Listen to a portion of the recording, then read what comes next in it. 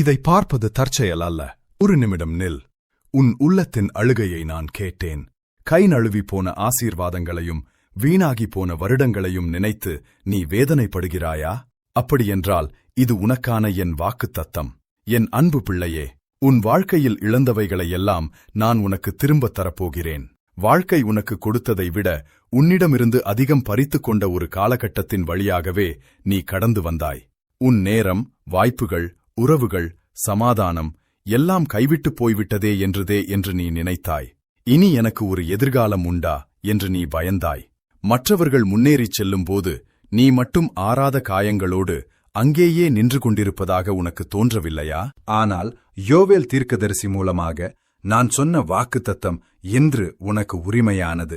உன் இழந்து போன வருடங்களை நான் திரும்பத் தருவேன். உன்னை வேதனைப்படுத்திய நிமிடங்களை நான் அற்புதங்களாக மாற்றுவேன். உடைந்து போன உறவுகளுக்கு பதிலாக உன்னை சுகமாக்கும் அன்பை நான் தருவேன். மரித்துப் போனது என்று நீ நினைத்த உன் கனவுகளுக்கு நான் உயிர் கொடுப்பேன். சத்துரு திருடியதையெல்லாம் 7 மடங்காக நான் உனக்கு திருப்பிக் கொடுப்பேன். நீ சிந்திய ஒவ்வொரு கண்ணீர் துளியும் ஒரு விதையாக இருந்தது. அந்த தடைகள் உனக்கொரு பாதுகாப்பாகவே இருந்தது. இனிவரும் காலங்களில் இழந்ததை நினைத்து நீ அழமாட்டாய்.